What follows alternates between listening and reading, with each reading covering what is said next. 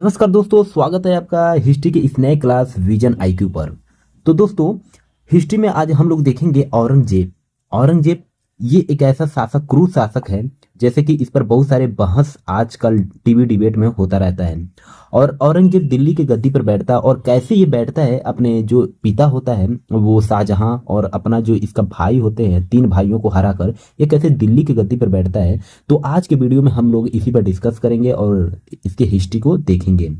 तो इससे पहले अभी तक चैनल को सब्सक्राइब नहीं किए हैं तो सब्सक्राइब कर लीजिए, और वीडियो को लाइक नहीं किए हैं तो वो लास्ट में आप वीडियो को लाइक करिएगा, क्योंकि वीडियो देखने के बाद आपको जैसा लगेगा वैसा ही आप करिएगा, लेकिन चैनल को एक बार सब्सक्राइब जरूर कर लीजिए। तो चलिए दोस्तों, शुरू करते हैं।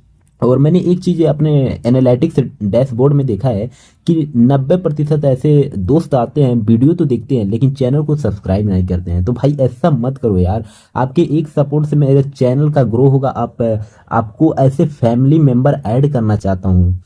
तो मैं भी यहाँ पर यूट्यूब पर मेहनत कर रहा हूँ, तो आपको कहीं ना कहीं उसका रिजल्ट तो मुझे मिलना ही चाहिए, और वो रिजल्ट आप लोगों के हाथ में है। तो चलिए दोस्तों, ज़्यादा मैं बहस नहीं करूँगा, अब सीधा मैं मुद्दा पर आता हूँ।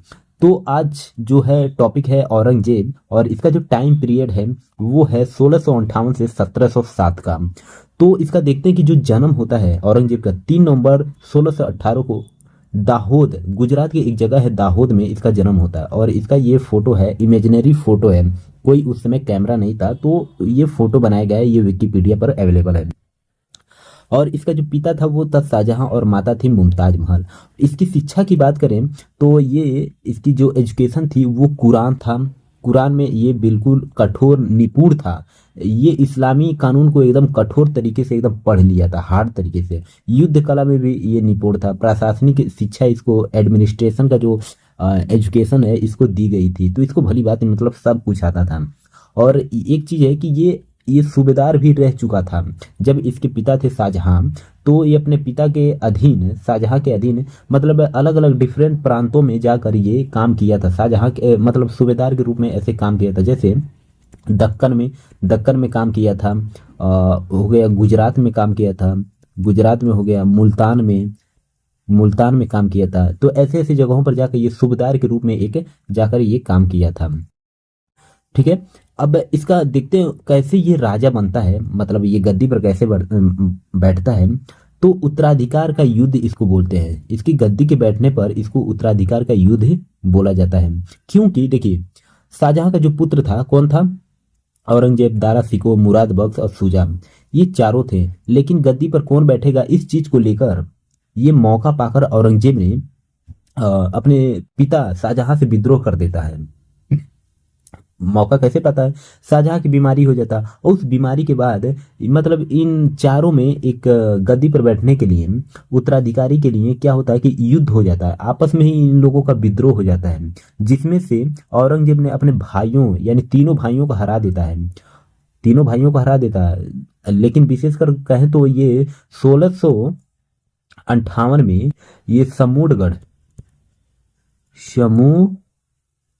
समूहगढ़ में समूहगढ़ की लड़ाई में दारा सिकोह को हरा देता है।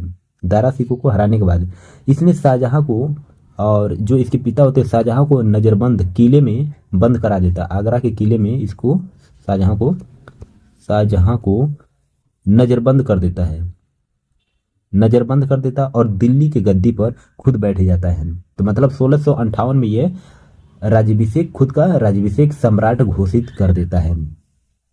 और कब, और जबकि औरंगजेब ने अपने पिता शाहजहां को आगरा के किले में नजरबंद कर दिया, जबकि 1666 में जाकर शाहजहां की मृत्यु हो जाती है।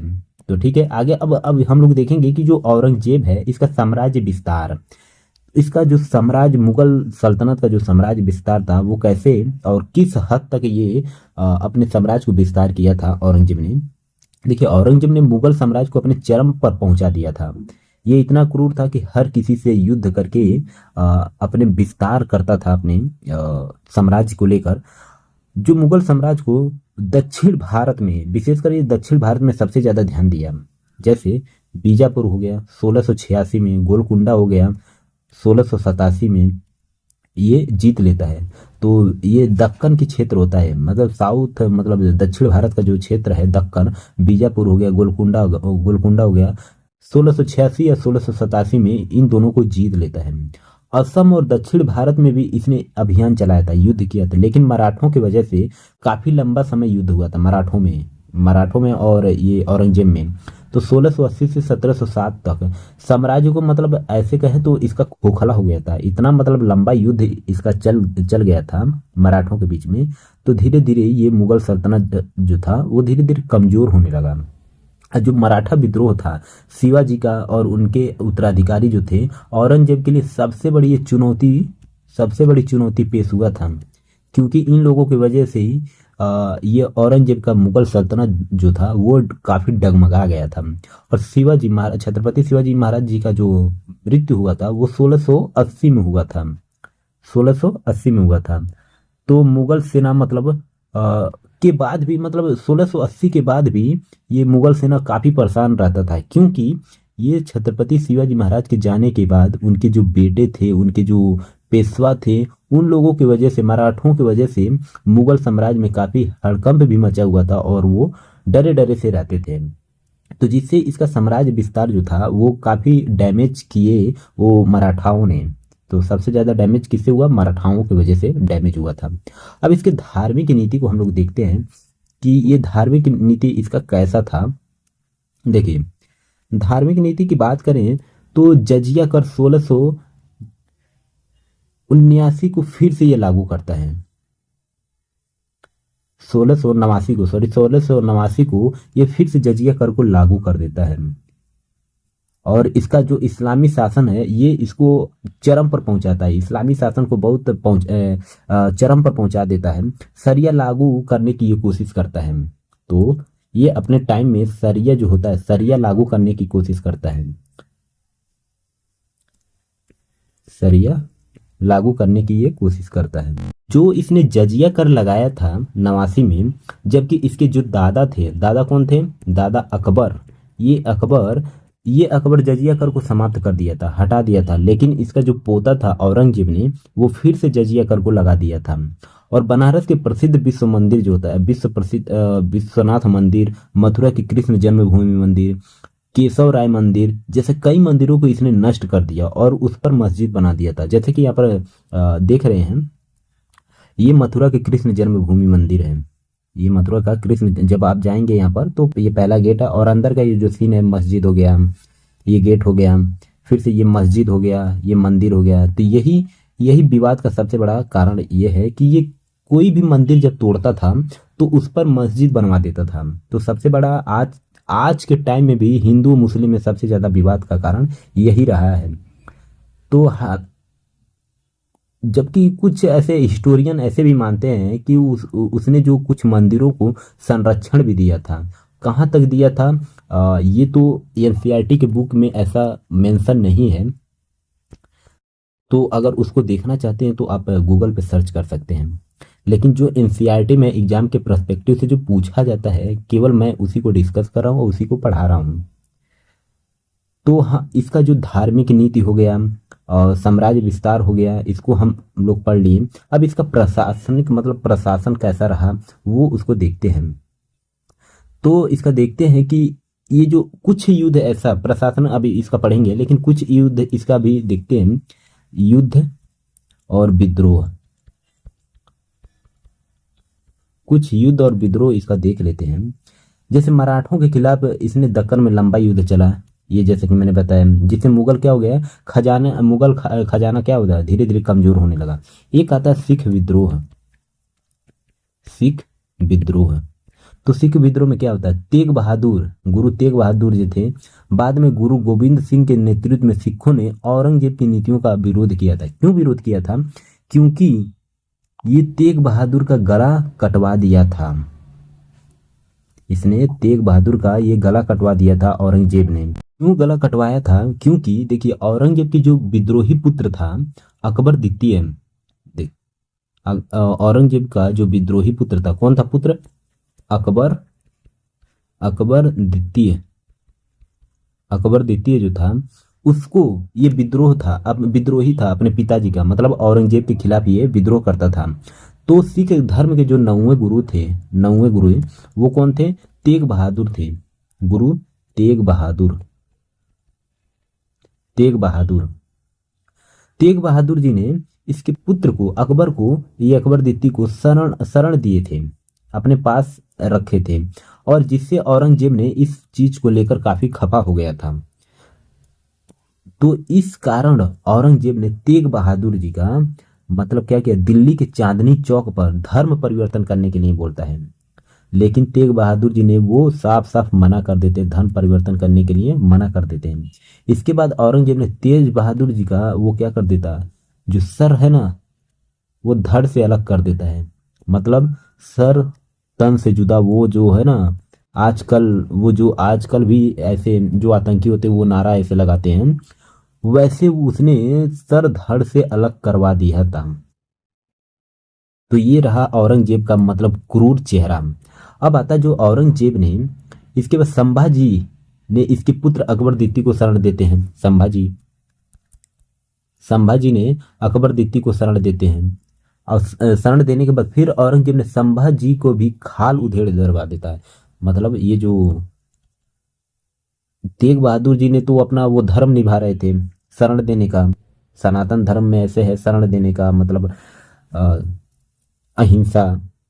वैसे ही संभाजी ने भी अकबरदीती को शरण दिए थे, लेकिन औरंगजेब ने फिर वो संभाजी के साथ वैसा किया, उनका खाल उधड़वा दिया था। खाल उधड़वा कर, ऐसा इतिहास में ऐसा बताया गया है कि खाल उधड़वा कर भूसा भर दिया था, ऐसा दर्दनाक मौत दिया था ये औरंगजेब ने। मराठा साम्राज्य जो शिवाजी थे, शिवाजी को हराने के लिए औरंगजेब ने शाइस्ता खान को भेजता है। शाइस्ता शाइस्ता खान को भेजता है, लेकिन शाइस्ता खान क्या होता है, शिवाजी महाराज द्वारा ये मारा जाता है। फिर औरंगजेब ने 1665 में जयसिंह को भेजा। 1665 में जयसिंह को भेजता है। जयसिंह ने शिवाजी से हारते हुए पुरंदर की संधि करके शिवाजी की अधीनता स्वीकार कर लेता है।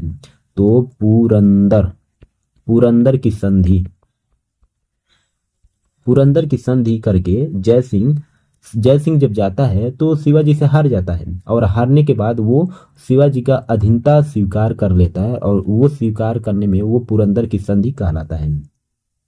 लेकिन औरंगजेब ने इस अधीनता को आंशिक रूप से स्वीकार किया। जो पुरंदर की संधि हुआ था, मतलब जो जयसिंह ने अधीनता स्वीकार किया था, मतलब सिर झुकाया था मराठाओं के खिलाफ समक्ष, वो शिवाजी के सामने। लेकिन औरंगजेब ने भी इस अधीनता को मतलब थोड़ा थोड़ा कहीं ना कहीं से ये भी स्वीकार कर लिया था, और औरंगजेब ने शिवाजी से मिलने के लिए आगरा बुलाया। लेकिन शिवाजी को बंदी बनाकर जयपुर महल में इसने रख दिया था। शिवाजी को इसने बंदी बना लिया था, जैसा वो राजा रावल रतन सिंह के साथ वो खिलजी ने किया था, अलाउद्दीन खिलजी ने किया था, बंदी बना लिया था, वैसे इसने भी, औरंगजेब ने भी शिवाजी के साथ वैसा किया था।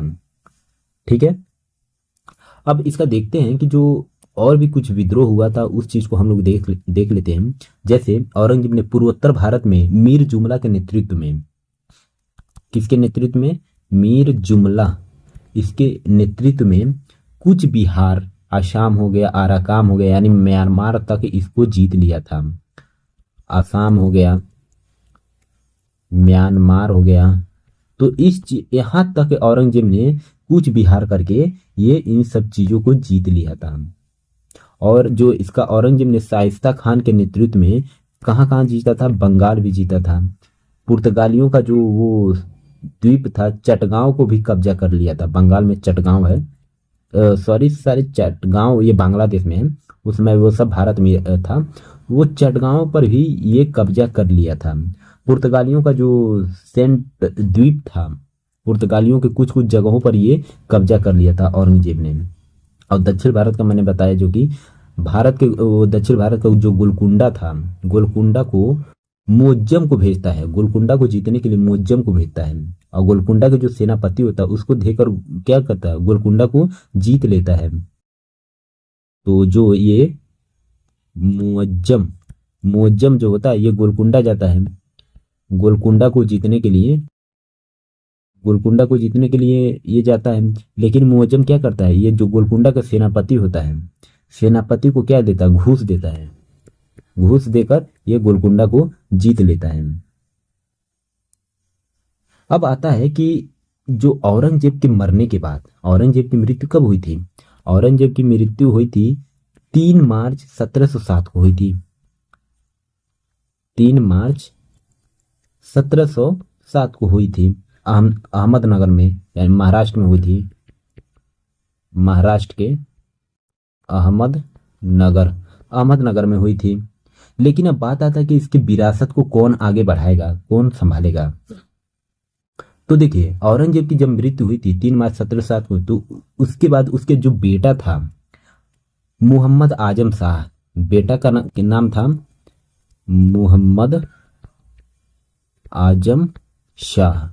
मोहम्मद आजम शाह ने कुछ समय के लिए ये दिल्ली की गद्दी पर बैठता है। कुछ समय के लिए ये दिल्ली की गद्दी पर बैठता है, लेकिन उसका जो शासन होता है बहुत छोटा होता है।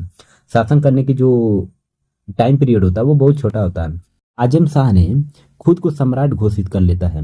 क्या होता है कि आजम शाह दिल्ली की गद्दी पर बैठता है कुछ समय के लिए, तो ये खुद को सम्राट घोषित कर लेता है। लेकिन इसका जो भाई होता है, भाई का नाम क्या होता है? मोहम्मद मुअज्जम। मुअज्जम, अभी मैंने पढ़ाया आपको कि मुअज्जम जो था ये गोलकुंडा को जीतने के लिए इसको औरंगजेब ने भेजा था। तो यही मुअज्जम ने इसके खिलाफ विद्रोह कर देता है। किसके खिलाफ? मोहम्मद आजम शाह के खिलाफ विद्रोह कर देता है। और यही मोहम्मद मुअज्जम ने, आजम नहीं, मोहम्मद मुअज्जम, तो ये वाला, तो यही आगे चलकर बहादुर शाह प्रथम के नाम से जाना जाता है। बहादुर शाह प्रथम, बहादुर शाह प्रथम के नाम से जाना जाता। और ये 1707 में जालंधर के पास लड़ाई में मोहम्मद मुअज्जम ने आजम शाह को हरा देता है। मतलब बहादुर शाह प्रथम ने अपने भाई, जो इसका भाई कौन था, आजम शाह को हरा कर वहीं पर इसको मार डालता है। तो अपने भाई को ही मार डालता है, आजम शाह को मार डालता है। और इसके बाद दिल्ली का मुगल सम्राट कौन बनता है? बहादुर शाह प्रथम बनता है। औरंगजेब के बाद कौन बनता है? बहादुर शाह प्रथम बनता है। और इसका जो टाइम पीरियड होता है वो होता है 1707 से 1712 तक। इसका जो टाइम पीरियड है 1707 से 1712 तक। तो इस तरह औरंगजेब के बाद दिल्ली का जो शासक बना था वो कौन बना था? बहादुर शाह प्रथम बना था। तो उम्मीद करता हूँ कि दोस्तों की ये लेक्चर आपको पसंद आया होगा। अगर पसंद आता है तो चैनल को सब्सक्राइब कर लीजिएगा और वीडियो को लाइक कर दीजिएगा। तो अगले लेक्चर में हम लोग देखेंगे कि जो औरंगजेब के बाद ये बहादुर शाह प्रथम आ गया था, लेकिन कुछ ऐसे आंदोलन भी साथ साथ है समकालीन इसके चल रहे थे। औरंगजेब हो गया, शाहजहां हो गया, मुगल काल का जो समकालीन कुछ ऐसे आंदोलन थे कि जो साथ साथ वो भी चल रहे थे। जैसे सूफी और भक्ति आंदोलन हो गया। कुछ ऐसे साम्राज्य भी थे जो इनके समय चल रहा था। मुगल काल के समय भारत में भी हिंदू शासकों का दबदबा था, जिसमें से सिख साम्राज्य हो गया, मराठा साम्राज्य हो गया। तो इस चीज को हम लोग देखेंगे। सिख को देखेंगे, मराठा को देखेंगे और आंदोलन देखेंगे। इन तीनों को हम लोग अगले चैप्टर में इसको सब कवर करूंगा मैं एक एक वीडियो बनाकर। तो वीडियो के बस चैनल पर आप बने रहिएगा, सब्सक्राइब चैनल को कर लीजिएगा। तो चलिए मिलते हैं। और इसके बाद ये खत्म होने के बाद, ये सिख हो गया, मराठा हो गया, आंदोलन हो गया, भक्ति आंदोलन, सूफी आंदोलन, ये खत्म होने के बाद हम लोग मॉडर्न हिस्ट्री पढ़ेंगे, आधुनिक काल, जिसमें वो पुर्तगाली आता है, फ्रांस आता है, फ्रांसीसी आते हैं लोग, वास्को डी गामा आता है। तो उस चीज़ को हम लोग देखेंगे, उस हिस्ट्री को पढ़ेंगे।